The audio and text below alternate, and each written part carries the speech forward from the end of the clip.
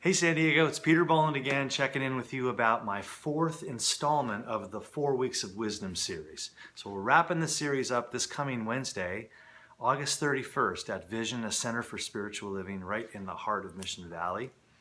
And we begin the 2-hour engaging multimedia lecture presentation at 7 o'clock.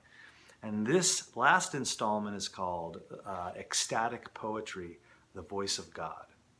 So I've gathered together some excerpts and some poems from some of my favorite poets, the poets that really economically and in ordinary language break your heart and break your vision open into the wonder of your own life. It's really miraculous what great poets do. With very few words, they speak the unspeakable. It's like magic. So we'll begin by thinking about how poets do it, what are some of the tricks they use and what are some of the techniques, because I know we're all closet poets and we want to go back and improve our own poetry.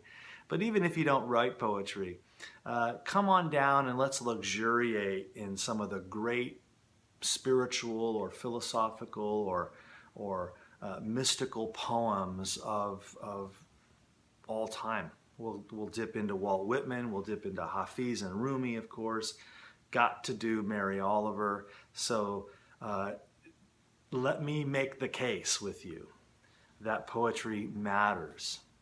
And let's see if we learn something not just about poetry or a specific poet, but we learn something about ourselves.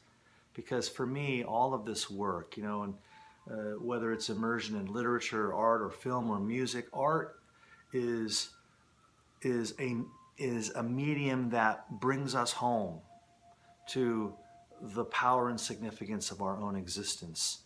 It strips away the banality and the tedium of the ordinary and just inflames everything with its sacred power. It's intoxicating, but afterwards you can still drive. And then the following night, Thursday, by the way, I just got two things in a row here. Thursday, which is September 1st, also at Vision, a Center for Spiritual Living, my monthly Satsang.